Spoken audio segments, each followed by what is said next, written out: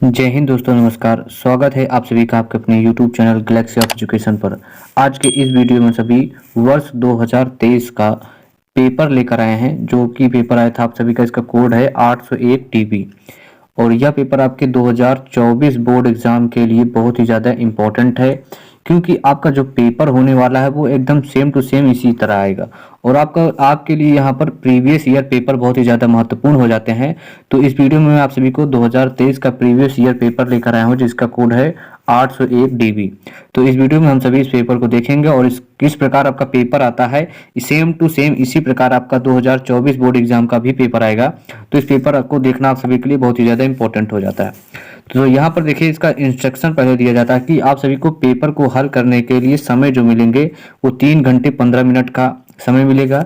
और प्रारंभ में आप सभी को जो 15 मिनट है वह परीक्षार्थियों को प्रश्न पत्र को पढ़ने के लिए दिया जाता है, यानी कि आप सभी 15 मिनट में प्रश्न पत्र को पढ़ सकते हैं और कॉपी में जो लाइन खींचना हैगा वो भी आप सभी इसको खींच सकते हैं।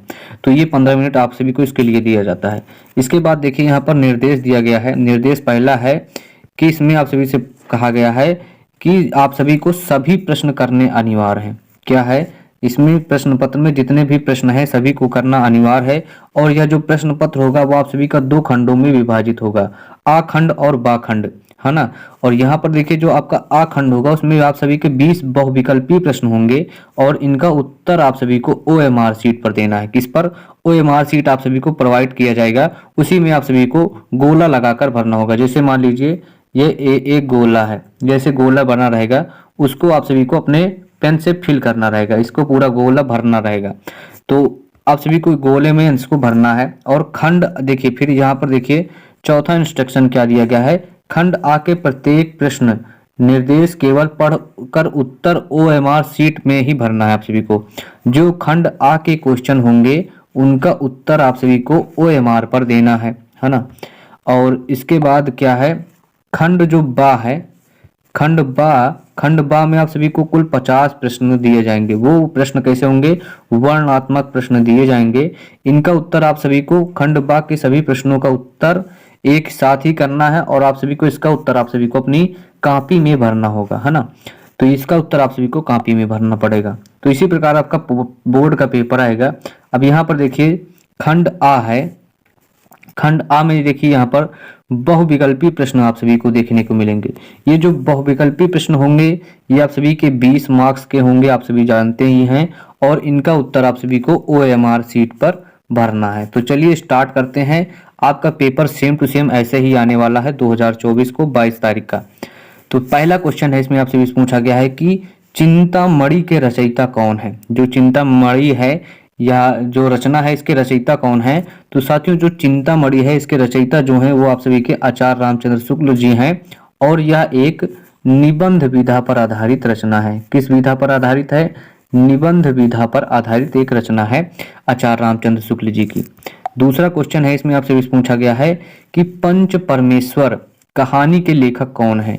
जो पंच परमेश्वर कहानी है इसके लेखक कौन है? तो पंच परमेश्वर कहानी के लेखक हैं मुंशी प्रेमचंद्र जी हैं, है ना। और ये रचना जो कहानी विधा पर आधारित रचना है।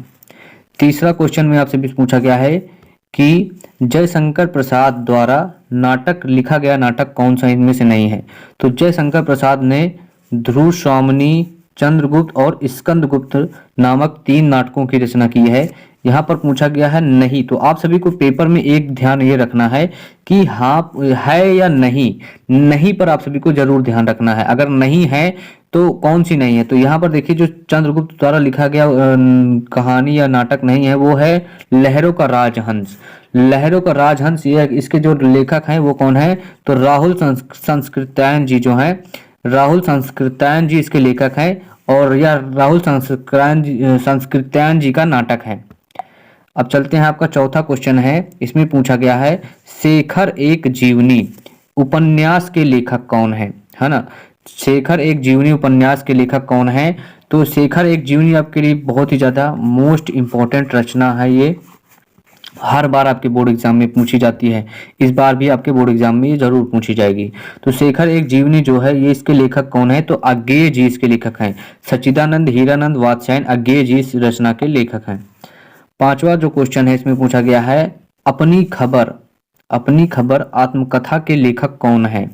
तो साथियों जो आपका अपनी खबर आत्मकथा है इसके लेखक कौन है? तो पांडे बेचन शर्मा उग्र जी इसके लेखक हैं। छठवां क्वेश्चन में पूछा गया है कि भूषण किस युग के कवि हैं? तो जो भूषण जी हैं आप सभी के ये रीतिकाल है इसके कवि हैं। कौन से? भूषण जो है वो रीतिकाल के कवि हैं। चलते हैं, आपका नेक्स्ट क्वेश्चन है 7वां नंबर क्वेश्चन। इसमें आपसे भी पूछा गया है कि ललित ललाम रचना है, यानी कि जो ललित ललाम रचना है इसके लेखक कौन है, यानी कि कवि कौन है? तो ललित ललाम जो है ये मतिराम जी की रचना है। किसकी है? मतिराम जी की रचना है इसके, यानी कि जो कविकार हैं वो मतिराम जी हैं। 8वां क्वेश्चन है, इसमें आपसे भी पूछा गया है कि यशोधरा रचना के लेखक कौन है? यशोधरा रचना के लेखक कौन है? तो यशोधरा जो है ये आप सभी की मैथिली शरण गुप्त जी की रचना है। किसकी है? मैथिली शरण गुप्त जी की रचना है। 9वां क्वेश्चन है आंगन के पार द्वार। आंगन के पार द्वार रचना के लेखक कौन है? तो आंगन के पार द्वार जो है ये सच्चिदानंद हीरानंद वात्स्यायन अज्ञेय जी की रचना है। तो अज्ञेय जी की दो रचनाएं आप सभी को याद कर लेना है, एकदम दिमाग में बैठा लेना है। एक है शेखर एक जीवनी, दूसरी है आंगन के पार द्वार। ये दोनों रचनाएं हर बोर्ड एग्जाम में पूछी जाती हैं, चाहे आप क्लास 10th में हो 12th में हो।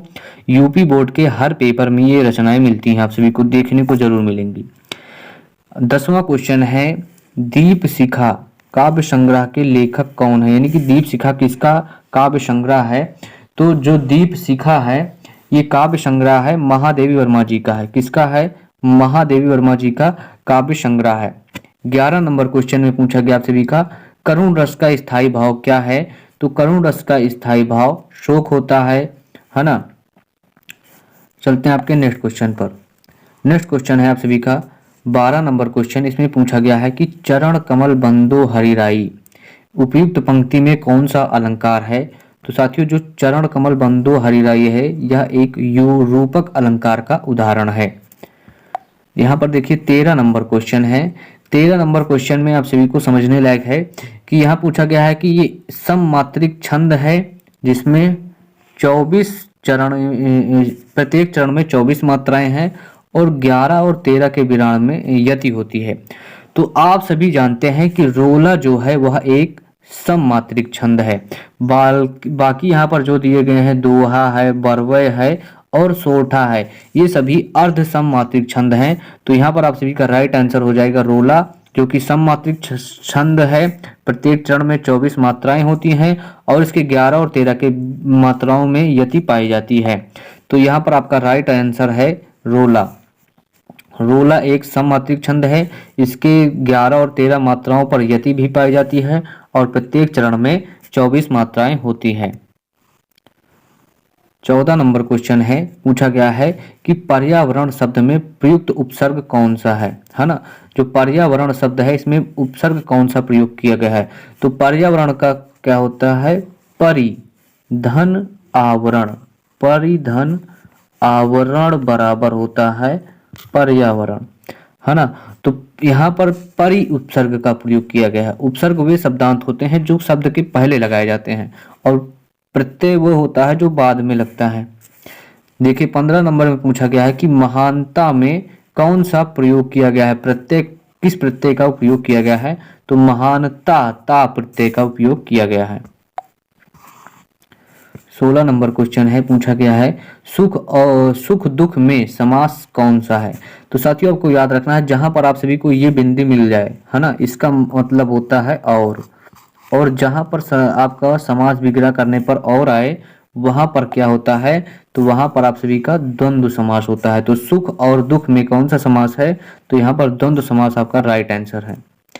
17 नंबर क्वेश्चन है निम्नलिखित में से अग्नि का पर्यायवाची नहीं है।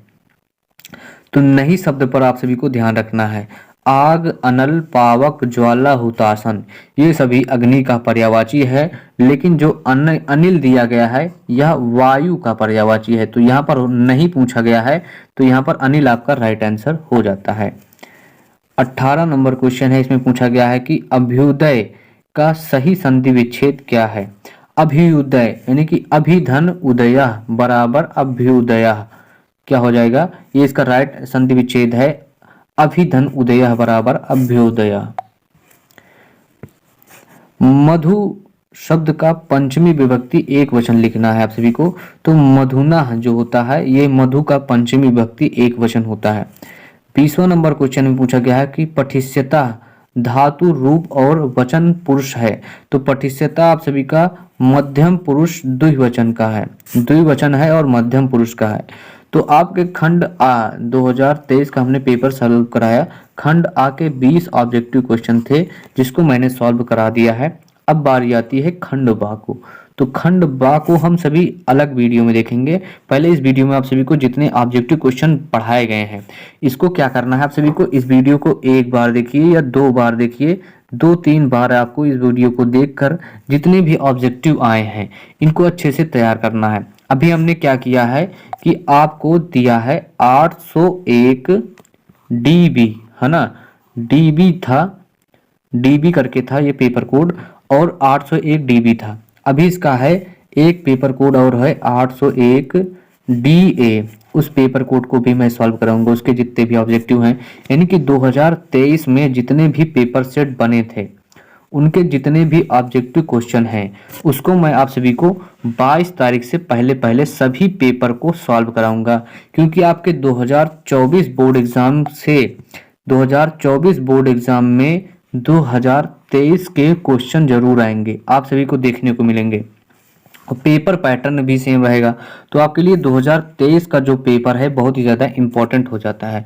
तो मैं सभी पेपरों को सॉल्व कराने वाला हूं। आप सभी को क्या करना है, अगर आप सभी हमारे चैनल पर नए हैं तो इसको सब्सक्राइब जरूर कर लीजिए। और यहाँ पर आप सभी को सभी जो पेपर हैं सभी, यानी कि जितने भी आपके सब्जेक्ट हैं, हिंदी, अंग्रेजी, मैथ, साइंस, है ना, सभी का मैं प्रीवियस ईयर पेपर सॉल्व कराने वाला हूँ।